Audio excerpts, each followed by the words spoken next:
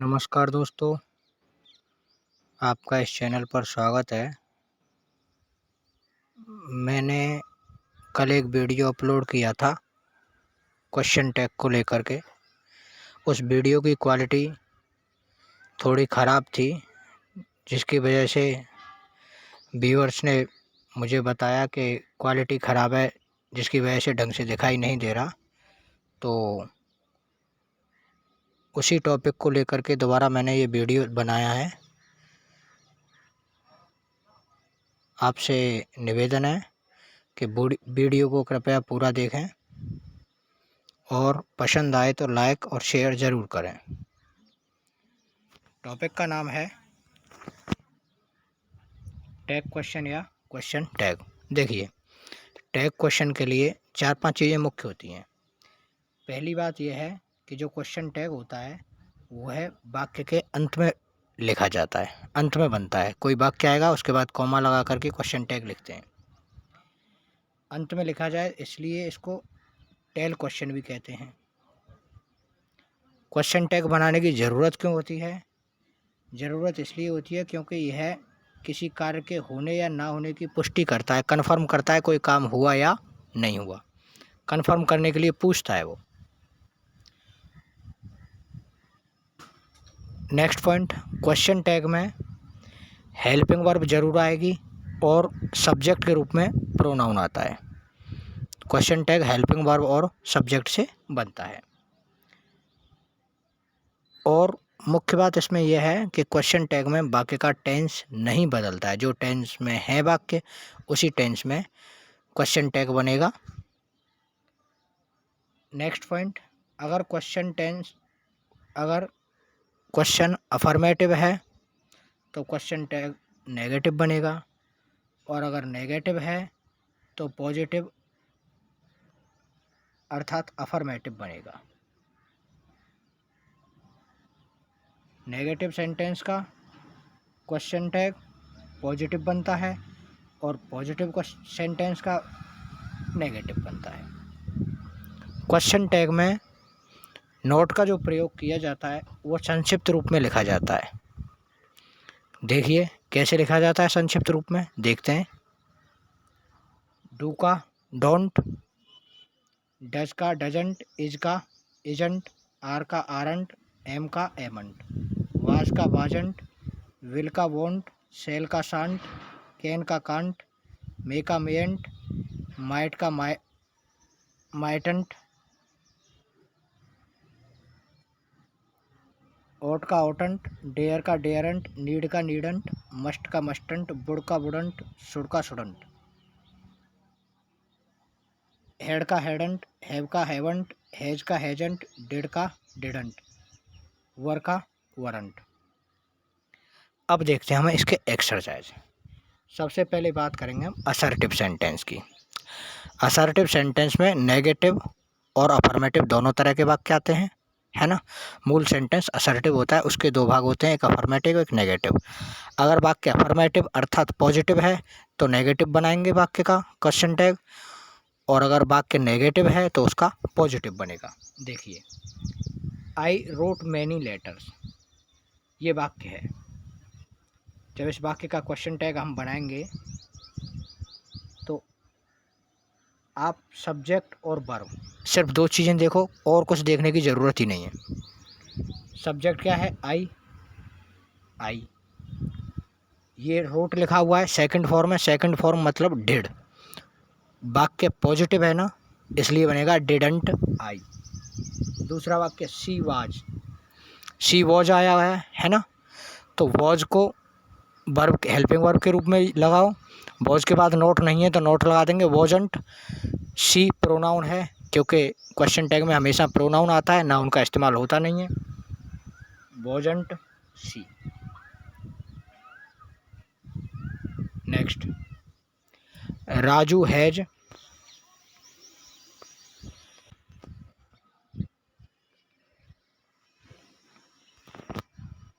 Raju has called you recently. Raju और has में से सबसे पहले हैज़ को लेंगे, हैज़ में नोट लगा दिया, हैजंट बन गया। और राजू नाउन है, पुल्लिंग है ये, इसलिए मैस्कुलिन है तो ही लगा दिया। अगला, they can not run here. Subject they है और ये कैन नॉट है। कैन नॉट में से कैन को लेंगे, कैन को लिख लिया, नेगेटिव है इसलिए नोट को हटा देंगे और सब्जेक्ट दे। आई एम, सबसे पहले एम को लिखेंगे, एम का क्या बनता है, आर बनता है ना, तो नोट लगाएंगे तो आरंट। आई का क्या हो गया, आई। खास बात यह है कि एम का क्वेश्चन टैग बनाते समय अगर नेगेटिव क्वेश्चन टैग बन रहा है तो एमंट नहीं होता बल्कि आरंट होता है। ऐसे ही विल का वोंट होता है और सेल का शांट होता है। ये कुछ ऐसे शब्द हैं जो क्वेश्चन टैग बनाते समय हेल्पिंग वर्ब नोट लग करके इनका वो चेंज हो जाता है, लैंग्वेज चेंज हो जाती है, इनका डिफरेंट रूल के तहत क्वेश्चन टैग बनता है। अगला, करण लाफ्ड एट मी। करण के लिए ही लिख दिया, लाफ सेकंड फॉर्म है, नोट आया नहीं है इसलिए डिडंट लगा दिया क्योंकि पास्ट इंडेफिनिट है। अगला, आई डोंट नो यू। आई को लिख लेंगे, है ना, उसके बाद डू नोट में से नोट को हटा देंगे और डू लगा देंगे, डू आई।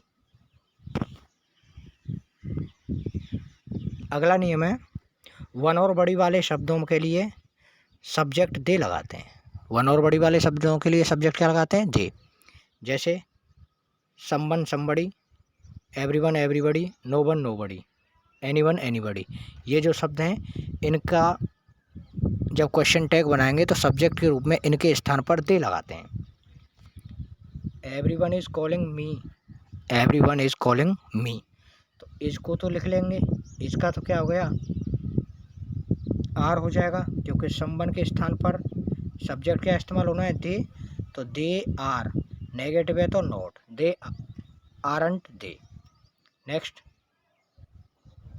उदाहरण देखते हैं, everybody will help her. Will का वोंट हो गया, एवरीबडी के स्थान पर दे हो गया, विल पॉजिटिव था नेगेटिव कर दिया। अगला नियम, थिंग से बनने वाले जो शब्द हैं, थिंग वाले प्रोनाउन हैं, जैसे समथिंग, एनीथिंग, एवरीथिंग और नथिंग, इनके स्थान पर सब्जेक्ट के रूप में इट का प्रयोग होता है।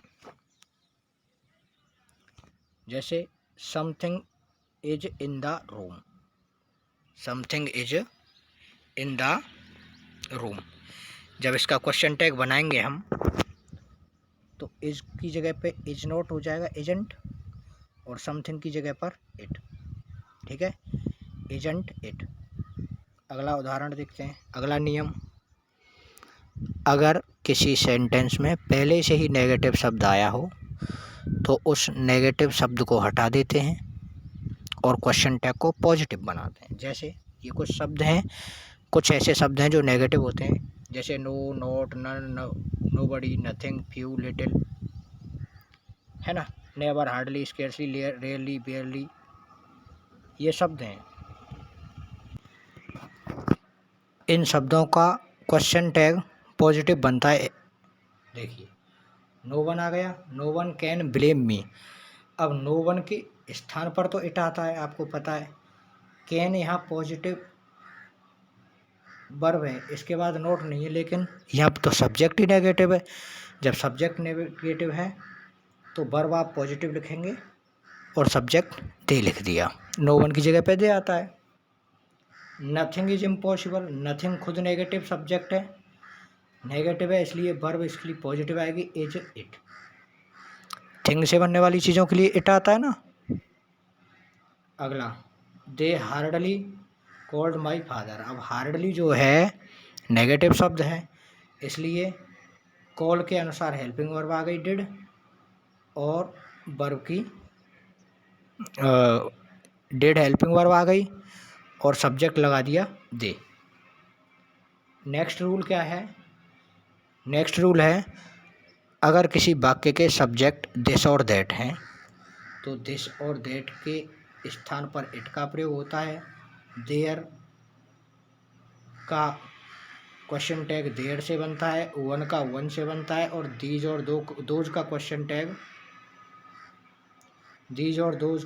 टैग दे से बनता है। देखिए उदाहरण देखते हैं। This is my mobile. अब ये दिस आया है, दिस की जगह पर इट आएगा, है ना। इज पॉजिटिव है इसलिए इजेंट कर दिया। दीज आर, दीज की जगह पर दे हो गया, आर की जगह पे आरंट हो गया। There is my friend, there का देयर, इज का negative agent. Next rule, this that these those के बाद में जो नाउन आती है उसके अनुसार ही सब्जेक्ट लगाते हैं, अर्थात दीज, दोज और दिस दैट ये जब एडजेक्टिव के रूप में इस्तेमाल होते हैं तो इनके बाद आने वाली नाउन के अनुसार सब्जेक्ट लगाते हैं। दिस मोबाइल, अब मूल शब्द है यहाँ मोबाइल नाउन के रूप में और ये एडजेक्टिव के रूप में आया है, तो मोबाइल सब्जेक्ट हो गया, मोबाइल एक है इसलिए इट आएगा। इज पॉजिटिव वर्ब है, इज नॉट, इजंट, दिट। अगला उदाहरण, दीज बॉयज आर नॉट। देखिए बॉयज प्लूरल है, आर नॉट आया है, तो आर नॉट की जगह नॉट तो हट जाएगा, आर रह जाएगा। आर बॉयज प्लूरल है इसलिए दे। Okay.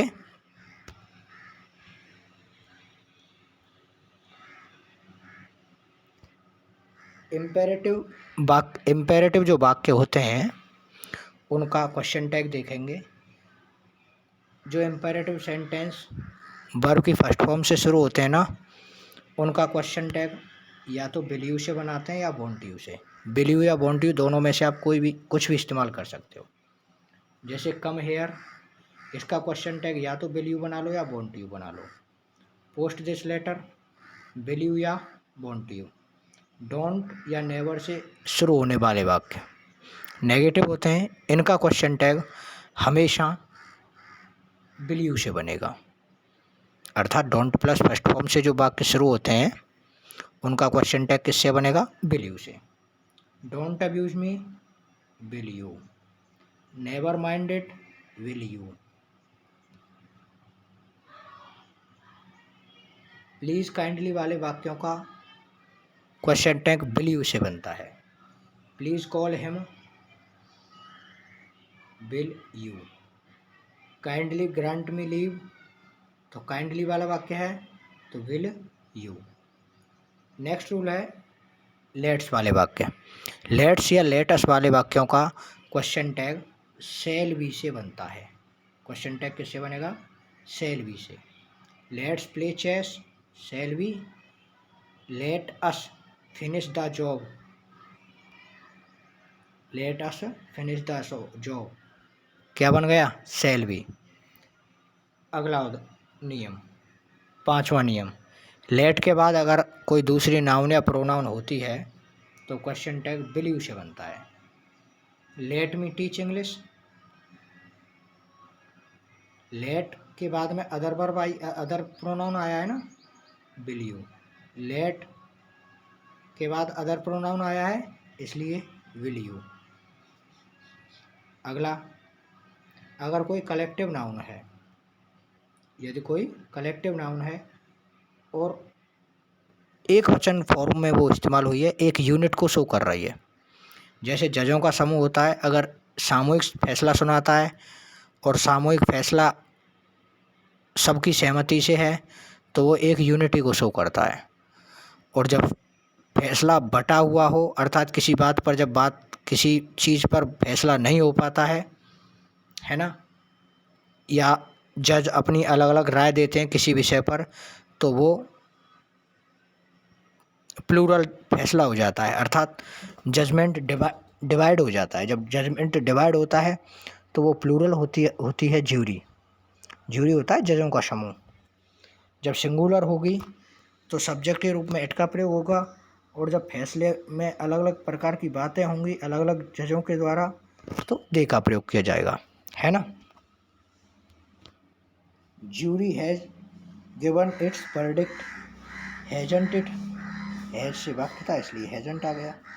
Jury have different opinion, different opinion, अलग अलग विचार, है ना, अलग अलग विचार के लिए हैवंट, दे। इसी प्रकार से कोई भी ग्रुप होता है, अगर ग्रुप दो भागों में बट जाए किसी भी विषय को लेकर, तो वो ग्रुप एक की बजाय दो बन जाते हैं। कहते हैं ना, दो ग्रुप में बट गई टीम, है ना। जब ग्रुप दो बन गए तो प्लूरल हो गया। एक ही टीम है, एक यूनिटी के साथ काम कर रही है किसी भी चीज़ में, तो वह सिंगुलर फॉर्म में इस्तेमाल, उसके लिए इट शब्द इस्तेमाल होता है। धन्यवाद दोस्तों। अगर आपको अच्छा लगा हो तो लाइक, शेयर और सब्सक्राइब ज़रूर करें। अगला वीडियो जल्द ही आपके लिए आएगा और निरंतर इसी प्रकार की अंग्रेजी की तैयारी आपकी चलती रहेगी।